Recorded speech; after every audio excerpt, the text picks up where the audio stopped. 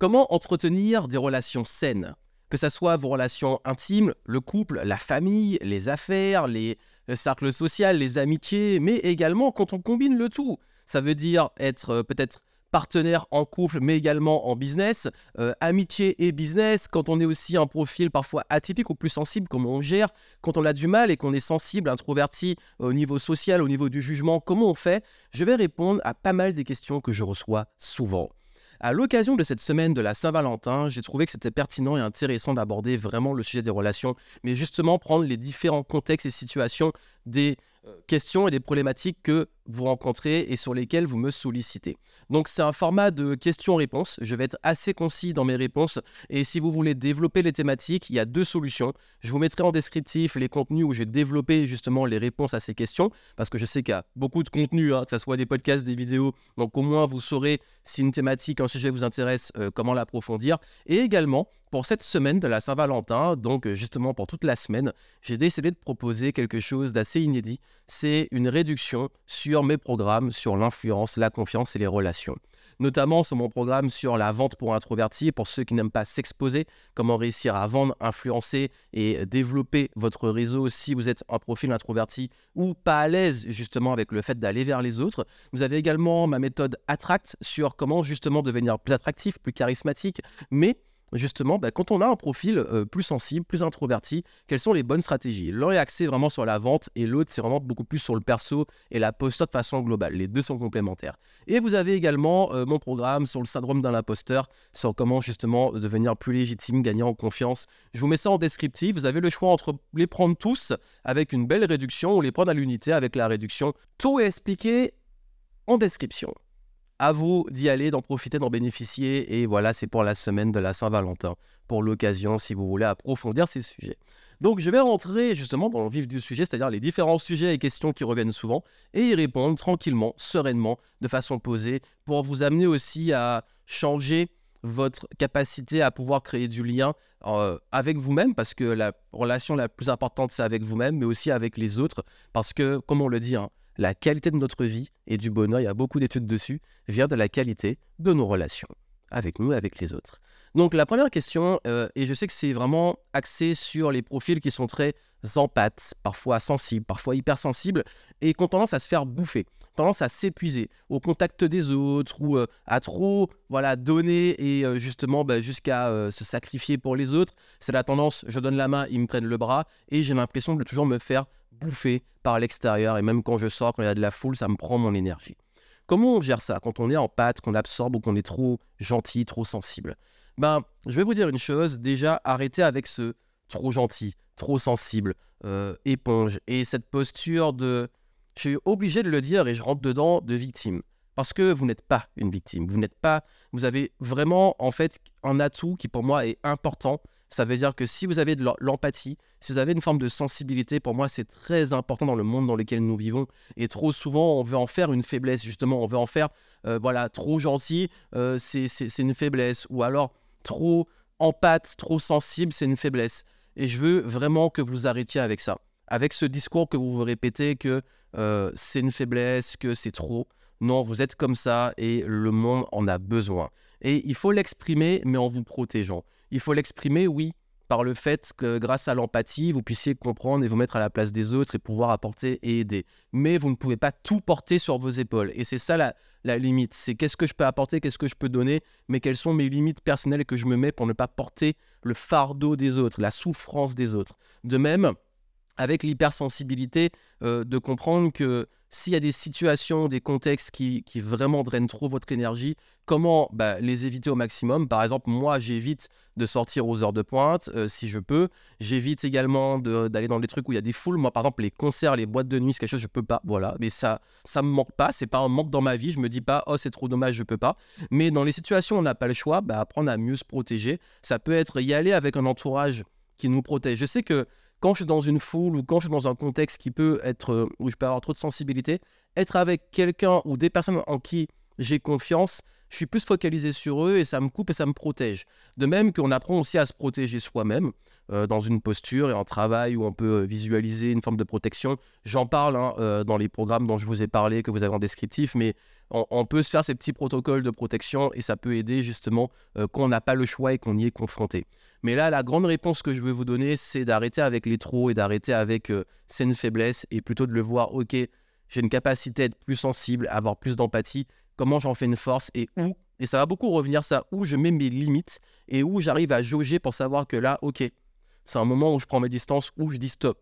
Et justement, et ça revient beaucoup, comment poser ses limites et comment faire preuve de plus d'assertivité. Ça veut dire la capacité aussi à, justement, je dirais pas s'imposer, mais en imposer. Une capacité à, ok, voilà, là, et ça c'est dans tout, cercle social, intime, professionnel, c'est important. Comment j'arrive justement à mettre des frontières pour protéger mon énergie? Je vais vous répondre de la façon la plus simple possible.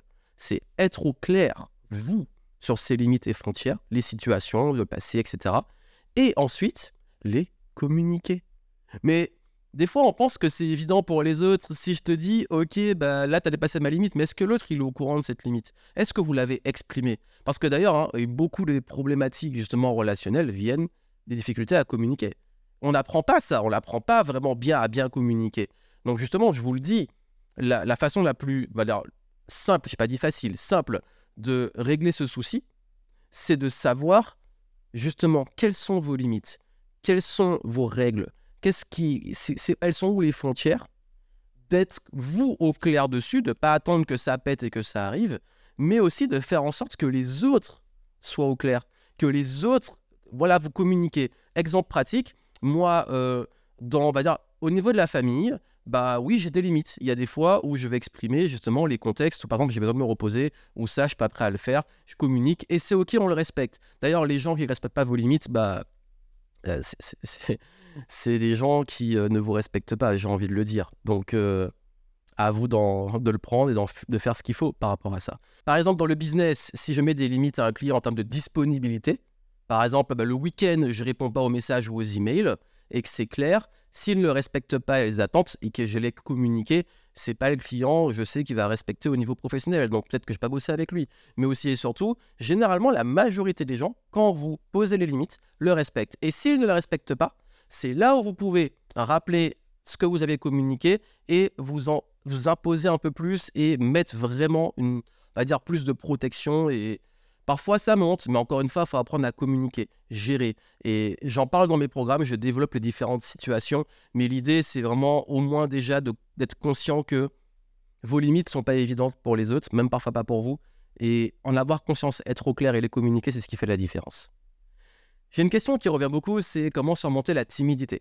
Et je différencie toujours être introverti et timide. Timide, c'est vraiment, là, j'ai peur du jugement, socialement, je ne suis pas à l'aise. Quand je sors de chez moi et qu'il y a du monde, j'ai du mal dans ce qu'on appelle le small talk, parler pour ne rien dire, on va dire, les petites discussions.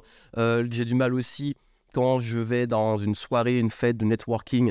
Quand on dit qu'on est timide, on a vraiment cette notion de difficulté à aller vers les autres et ce rapport de jugement des autres sur nous. Et la timidité, j'ai fait une vidéo complète dessus, je parle justement de la différence entre introverti, timide et comment moi, dans ma vie, j'ai surmonté la timidité parce que j'étais un gros timide, mais vraiment un gros timide. J'étais vraiment pas bien quand j'étais ado, quand j'étais jeune. Et ce qui aide, et finalement, en fait, c'est un développement de la confiance en soi sur le long terme. C'est développer sa confiance, se mettre en situation étape par étape. Moi, ça a été au fur et à mesure, rencontrer des personnes, le fait de voyager, de me retrouver même pendant mes études à l'étranger, de devoir créer du lien, le fait, oui, de me retrouver à des soirées de networking où je suis jamais à l'aise, mais j'ai appris à devenir à l'aise avec. Et d'ailleurs, comment je suis devenu à l'aise en networking, c'est vraiment quand j'ai arrêté de vouloir me mettre une pression et de me dire il faut absolument juste, je me dis vas-y, on va passer un bon moment, et puis si ça match, ça match, si ça me saoule, je me casse. Mais je le développe dans la méthode d'influence parce que je parle de comment pouvoir networker sans aller vers les autres. C'est des astuces.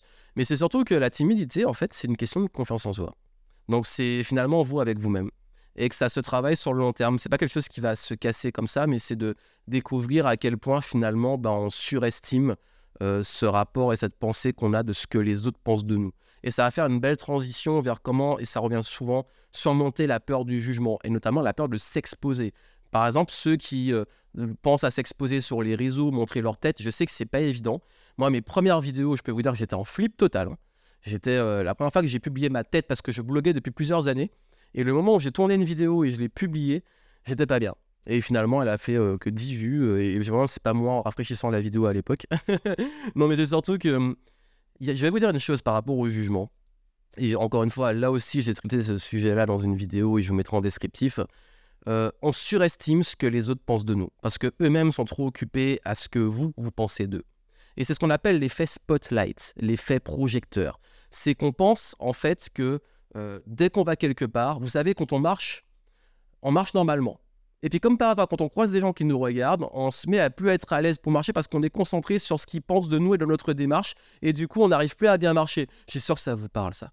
Bah, ce syndrome-là, c'est l'effet justement de projecteur, l'effet spotlight, où on se dit, voilà, il y a un spot, boum, sur scène, et tout le monde nous regarde, et surtout, tout le monde est obsédé par nous-mêmes. La majorité des gens s'en foutent. Et s'ils s'en occupent, ils vont vous oublier très vite. Et même les bad buzz, les trucs où même si, par exemple, sur Internet, vous avez des haters, ils le font avec tout le monde et ils vous ont très très vite oublié. Ça, c'est vraiment quelque chose. Je vous dis, les gens, on surestime justement la capacité des gens à être obsédés par vous-même. Et on le pense parce que quand on est jugé, on le prend personnellement et c'est humain, c'est normal, mais vraiment la meilleure réponse que je peux vous donner, c'est penser que ces gens-là, vraiment, en réalité, ils s'en foutent de vous et ils vous oublient très vite et que vous n'êtes pas si important que ça. Je sais, on peut se dire pour l'ego, je suis pas si important, mais en vrai, c'est ça. On n'est pas si important. Ce qui occupe le plus les gens, c'est eux-mêmes. Prenez ce qu'il y a à prendre. Mais également, je pense que par rapport à cette peur du jugement, c'est vraiment aussi vous confronter de plus en plus à des situations comme ça et voir finalement c'est pas si terrible parce que si vous avez des haters, et on en parle, ils font ça avec tout le monde et ils vous oublient très vite. Ou s'ils vous oublient pas, ils sont obsédés dans la passage du harcèlement, il y a des recours légaux pour ça. J'ai déjà été confronté à ça. Mais c'est très rare en réalité. De même que le jugement, c'est aussi savoir filtrer et comprendre qu'est-ce qui tient d'un feedback constructif qui vous élève et de critiques inutiles. Généralement, les critiques inutiles, elles sont très personnelles, elles ne sont pas précises, c'est pas sur des actes, c'est sur votre physique, sur votre personne, sur un jugement hâtif, alors qu'un feedback, c'est sur des actes et des façons de vous améliorer dans une pratique, dans un contexte, dans une situation. Donc, sachez bien différencier les deux. Et il y a une question aussi pas mal qui revient, c'est que je sais que... il y a beaucoup d'introvertis, puisqu'on est sur la thématique, qui me posent des questions sur comment être plus à l'aise socialement. Et là, j'ai développé ce sujet-là énormément sur pas mal de contenu, mais surtout dans une masterclass où j'ai un petit peu condensé tout ça. Je vous mettrai aussi le lien. Mais si je peux vous dire une chose, c'est que arrêtez de vouloir être quelqu'un d'autre. Vous avez des forces en tant qu'introverti. La capacité d'écoute, votre type de charisme d'introverti, j'ai fait une vidéo sur le charisme d'introverti, est basé beaucoup plus sur une posture, une écoute, et c'est pas forcément d'aller parler plus, faire plus de gestuels, être plus présent dans je m'impose, mais c'est plus présent dans j'en impose par une posture, un ancrage et un charisme où j'écoute, je suis calme, je parle quand c'est nécessaire et les gens vont vous écouter quand c'est nécessaire. Ça, c'est un truc que j'ai mis du temps à accepter et comprendre, c'est que j'ai toujours eu ce truc où j'avais l'impression que les gens ne m'écoutaient pas et j'étais invisible. Quand j'étais ado, quand j'étais plus jeune et tout. Et aujourd'hui, par rapport à ma posture dans mon business et tout, il y a beaucoup de contextes pro, dans des masterminds, avec mes clients, avec des groupes, où je ne peux pas forcément beaucoup parler, mais quand je vais parler, et même quand je fais la conférence, les gens m'écoutent. Et pourtant, je suis introverti. Donc, c'est pour vous dire que c'est une question de posture et de comprendre vos forces et de comprendre comment utiliser vos forces parce que le but, c'est pas de parler plus fort et de penser ce qu'on pense socialement qu'on valorise l'extraversion, non, c'est d'utiliser votre personnalité, mais développer des compétences de communication. Vous n'allez pas changer qui vous êtes, mais vous pouvez devenir plus à l'aise en confiance, on l'a dit avant, mais aussi en communication. Il y a une question qui revient pas mal aussi par rapport aux multipotentiels, ceux qui se sentent incompris, qui se disent mais à chaque fois moi je comprends pas, les gens ils me disent tu fais plein de choses, on comprend plus, tu es instable, tu commences, t'arrêtes. Il y a toujours cette notion d'avoir l'impression de devoir se justifier ou d'être incompris. Et multipotentiel ou atypique, hein, le côté je suis incompris. Et ça peut être au niveau social, au niveau pro, au niveau intime.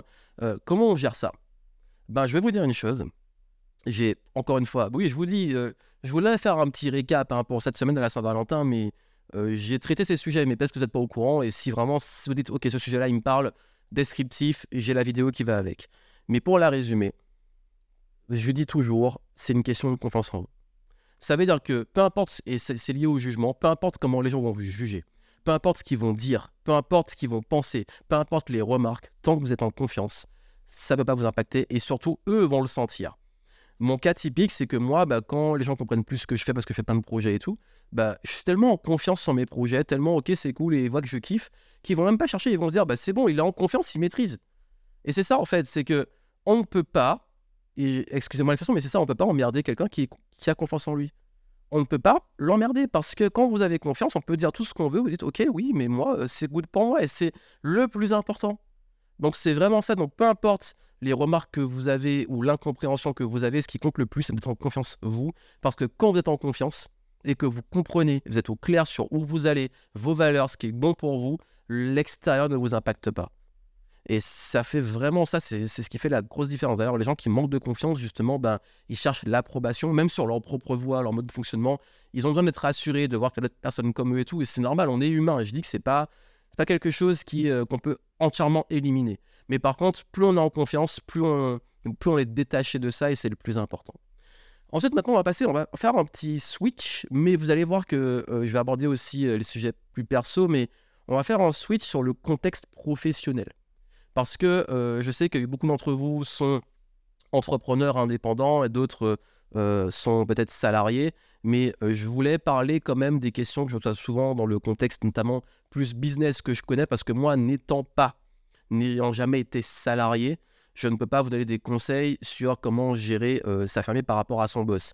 J'ai peut-être dans l'influence des compétences, des choses qui m'auraient aidé dans cette situation-là, mais je ne les ai pas assez vécues pour vraiment avoir des bonnes études de cas dessus. Donc, je préfère ne pas aller sur des terrains que je n'ai pas expérimentés, même si j'aurais des idées de comment les gérer et des compétences, on va dire, universelles dans différentes situations.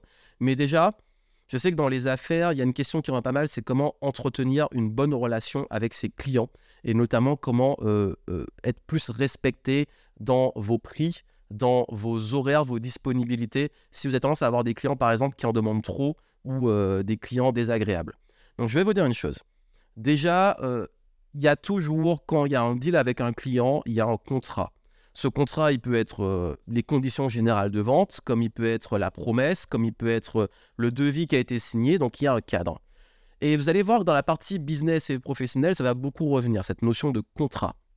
Il faut que tout soit toujours carré. Dans un contrat, qu'est-ce que vous délivrez? Quelle est la promesse? Quel est le cadre? Et tout ce qui sort de ça, il y a toujours de la flexibilité, mais c'est pour moi pas négociable. S'il y a un deal, il y a un contrat, si c'est clair, on n'est pas censé revenir dessus. Si votre client, il doit vous payer à 90 jours ou à 60 jours ou à 30 jours, je m'en fous, c'est le contrat, point barre. Si vous demandez de payer avant, ou si à l'opposé, il vous paye trop tard, vous n'avez pas respecté le contrat ou le client n'a pas respecté le contrat. Donc, toujours être au clair sur les deals. Parce que, par exemple, moi, quand je vends un programme et je dis c'est un programme en ligne autonome, il n'y a pas d'accompagnement individuel, le client, s'il en demande un ou il pense qu'on avait un, c'est hors du contrat, donc c'est pas négociable. Et ça, j'insiste parce que on a toujours envie d'être flexible, d'être entre guillemets gentil, parce qu'en plus, quand c'est un client, on a peur qu'il vous laisse un mauvais avis ou que ça crée un conflit au niveau de votre business. Mais je vais vous dire une chose, c'est aussi, plus vous allez être carré, plus vous allez mettre des limites, plus on va vous respecter. Parce que plus vous êtes souple, plus vous êtes flexible, le jour où vous mettez des limites, c'est un truc de la psychologie humaine. Il vaut mieux être carré, structuré au départ et après plus souple que l'inverse. Parce que j'ai envie de dire, on éduque les autres aussi à comment ils nous traitent. C'est triste, mais c'est une réalité. Donc, retenez bien ce conseil que je vous donne là, c'est ultra important. Aujourd'hui, vos clients, si vous voulez qu'ils vous respectent, ben, soyez carré, structuré. Ne répondez pas ultra vite sur les horaires où vous n'êtes pas censé travailler. Ne soyez pas dans toujours vouloir rajouter des trucs qui n'étaient pas prévus dans le contrat pour vous rassurer ou par peur. C'est toujours ça. Est-ce que c'est une énergie de peur? J'ai peur que le client est critique, soit pas content, etc. D'ailleurs, même avec le syndrome de l'imposteur, parfois on a tendance à se retrouver à trop donner ou à faire des choses qu'on ne ferait pas normalement et finalement après on se fait bouffer. Donc, soyez clair sur vos promesses, vos deals, les contrats et après, à partir de ça, c'est là que vous allez avoir une relation saine et c'est un respect mutuel. Vous délivrez, vous prenez soin de vos clients, vous les écoutez, vous les respectez et eux aussi, ils vous respectent. C'est à double sens. Le client n'est pas roi. J'aime pas cette expression, le client est roi. Non. Oui, le service client est important, prendre soin de ses clients, faire en sorte qu'ils profitent au maximum de ce qu'on leur donne. Parfois, c'est peut-être mieux aussi de donner un petit peu plus que c'était prévu, mais il faut toujours doser. Mais toujours carré sur quel est le deal. Et je vais vous dire un truc, franchement, et là, je parle vraiment d'expérience. J'ai toujours cette tendance à être trop gentil. Et je l'ai été à un moment où j'offrais beaucoup trop à mes clients. Et le moment où c'est un cadeau et qu'on le retire, bah en fait, les clients vous en veulent. Alors que c'était un bonus, c'était un cadeau. Et le deal, c'était par exemple, à un moment, j'offrais 1 an d'accès à une bibliothèque. Et je disais vraiment, c'était 1 an, point barre. Et dès que je le retirais, ils étaient fâchés, pas contents, alors que c'était un cadeau. Et c'est pour vous dire que parfois, vous-même, et c'est pas contre eux, je n'en en veux pas, parce que c'est humain. Quand on nous retire quelque chose, c'est ça, c'est que la valeur perçue, c'est comment vous amenez les choses, et trop donner gratuitement, ça perd en valeur. D'ailleurs, ça fait une très belle transition pour ceux qui ont du mal à vendre ou qui ont peur de vendre. Vous avez peur de vendre, et vous dites, mais j'ai du mal, je donne beaucoup de conseils gratuits, des choses gratuites, et j'ai du mal à commercialiser ce que je propose. Ça peut être du conseil, des prestats, etc. Déjà, rappelez-vous ce que je viens de dire juste avant. Quand c'est gratuit, ça n'a pas de valeur. On dira ce qu'on veut. L'engagement n'est pas le même. Franchement, j'ai plus de 12 ans de statistiques dessus sur des programmes en ligne de différents tarifs. Plus les programmes sont accessibles, pas chers, moins ils sont consommés. Et encore pire, quand c'est gratuit, à un moment, même en 2020, pendant le confinement, j'avais proposé un programme entièrement gratuit avec énormément de valeur, entièrement gratuit. J'ai eu 500 personnes qui ont rejoint ce programme sur à peu près 48-72 heures, sur le week-end où je l'ai sorti. 500 personnes. Sur les 500, il y a 90% qui n'ont même pas commencé ce programme qui était gratuit. Par contre, sur mes programmes, par exemple Game Entrepreneur ou les autres qui coûtent pour le coup, le prix commence minimum 1 000 €. Là, c'est toujours complet. Donc là, les gens le suivent. Et même moi, je suis comme ça, je l'avoue. Parfois, je prends des petits programmes, notamment en anglais, parce qu'il y a des thématiques où je suis curieux. Je vais laisser les trucs traîner, un jour, je vais aller dessus. Par contre, dès que j'investis sur un accompagnement, quelque chose qui a plusieurs milliers d'euros, même un mastermind ou un événement, je peux vous dire que c'est humain. Et voilà, pour ça, on ne va pas lutter contre la psychologie humaine.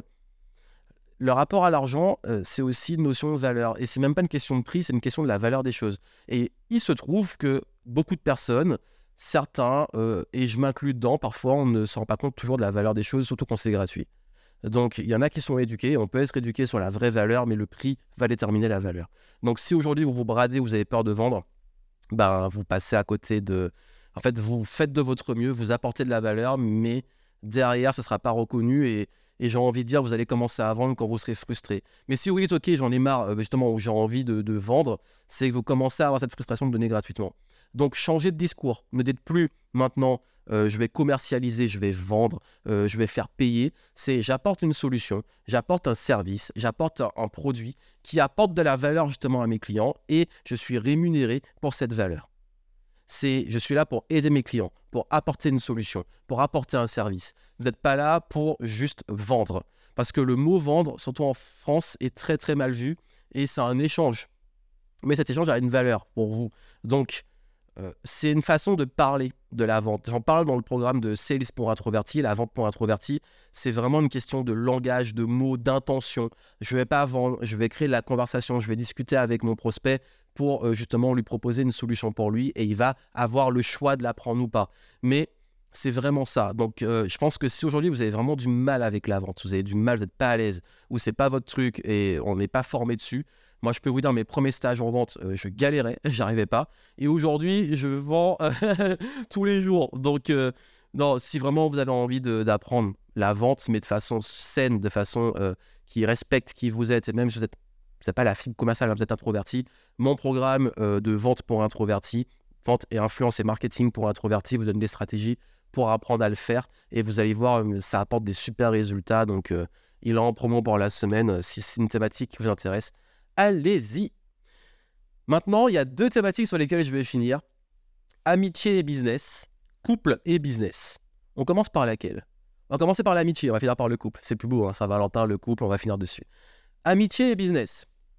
Déjà, si c'est vraiment ça, est-ce qu'on peut justement lier et faire du business avec des amis qui sont clients, des amis qui sont partenaires ou des amis dans lesquels on a un business?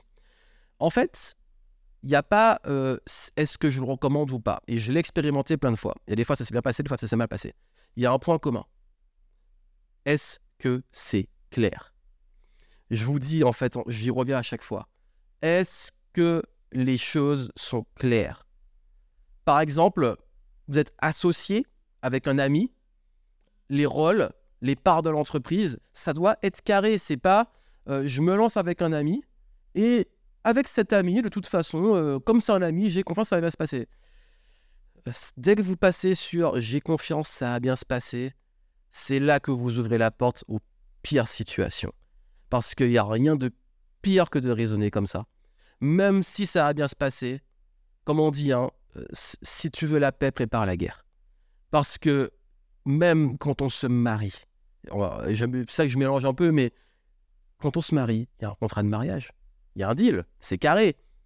Bon, on sait qu'il y a beaucoup de divorces, surtout à notre époque, donc c'est quand le divorce arrive que les problèmes ils arrivent, qu'on voit un autre visage ou qu'un conflit peut éclater ou on pensait que ça n'allait jamais arriver. Dans l'amitié, c'est pareil. En business, le divorce, il fait mal. Donc, non, ça doit toujours être clair. Toujours faire des contrats. Ça, c'est un conseil. De toute façon, dans le monde professionnel, faites toujours des contrats parce que au-delà de l'aspect légal du contrat, il y a un engagement moral de je vois, c'est carré, noir sur blanc, il n'y a pas à négocier. Ça, c'est le plus important. Ensuite, c'est maintenant par rapport à cette amitié, il y a peut-être des gens avec qui vous faites du business qui vont devenir des amis. Mais par contre, ça doit rester clair quand vous faites du business et quand on est juste en mode pote. Même si la zone est floue, mais il y a toujours une notion de professionnalisme. Quel que soit le deal, quel que soit le contrat, on le respecte. À côté, on est amis, c'est cool, mais on le respecte. Et c'est parce que si on ne respecte pas ce cadre professionnel, c'est là où on entre sur du chantage affectif, sur de la culpabilisation, sur des choses de la vie personnelle qui rentrent dans les affaires. Et là, c'est jamais bien. Donc, je pense que faites-le avec des gens avec qui vous savez qu'ils ont une capacité à rester professionnels quand il le faut et à pouvoir être amis sur le reste du temps. Moi, j'ai des amis qui ont déjà été aussi clients. Ça s'est très bien passé, mais quand ils bossaient avec moi, on savait qu'on bossait. Après, c'était cool, hein, c'était des amis, mais le deal business-client dont j'ai parlé avant, hein, sur la relation client, il était clair. Contexte pro, voilà, t'attaques, c'est carré. Mais ça marche que quand c'est carré. Pareil, j'ai déjà eu des amis chez qui moi j'ai été client. Pareil, j'ai déjà des amis avec qui on a lancé des projets. Les fois ça s'est mal passé, c'est qu'il y avait justement un problème de manque de clarté sur le deal. Donc c'est vraiment ça que vous devez comprendre, c'est que les choses doivent être claires. Communication, deal, cadre, qu'est-ce qui tient du pro, qu'est-ce qui tient du perso. Et on arrive à est-ce que c'est une bonne idée ou pas de faire du business en couple, d'avoir une entreprise en couple, de travailler en couple. Et encore une fois, là je parle d'expérience, encore c'est exactement la même chose. C'est la capacité à savoir quand c'est pro, quand c'est perso, de ne pas rentrer l'affect, pas rentrer justement, encore une fois, ça peut arriver sur de la culpabilité ou du chantage affectif dans le business, c'est pas bon, c'est pas sain. C'est dans votre couple, vous et l'autre, est-ce que vous arrivez, quand vous travaillez, à rester sur du pro et du travail? Dans la pratique, il y a toujours une zone de flow, de flexibilité, c'est ok, mais dans la majorité du temps, est-ce que c'est clair? Et c'est ça, c'est une question de clarté de communication. Où sont les limites? Quels sont les rôles de chacun? Et vraiment toujours être au clair quand vous vous lancez. Et quand à un moment ça devient flou, j'ai parlé de la boucle communiquer. Communiquer et communiquer dans un contexte pro ou pas, communiquer dans un coup c'est le couple, un coup c'est le pro, et puis ça devient sur du perso et après sur du business. Il faut toujours mettre des limites. Et c'est vraiment le message que vous donnez. Dès qu'il y a du perso et business qui entre en jeu, donc amitié ou couple, ça doit toujours se faire dans un cadre qui impose des limites. Et quand ce cadre il est clair, posez-vous vraiment, et c'est le conseil que je donne dans les deux cas, posez-vous et listez ce qui peut être un contrat, un engagement, au moins un deal sur le cadre, les situations, le contexte, qui a quoi, qui fait quoi. Et après, il pourra évoluer, mais au moins, c'est carré. Et quand il y a une situation, vous le montrez, c'est carré.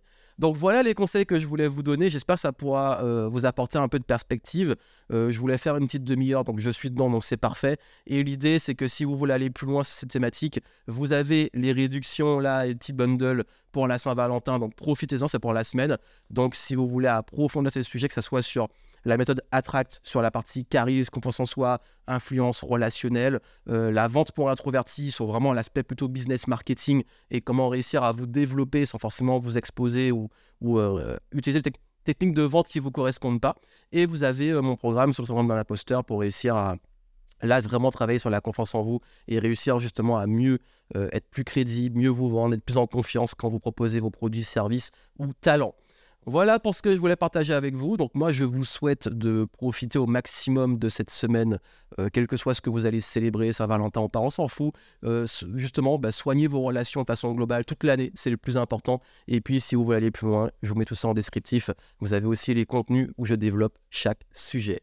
Je vous souhaite plein de succès et on se retrouve très bientôt. Ciao, ciao.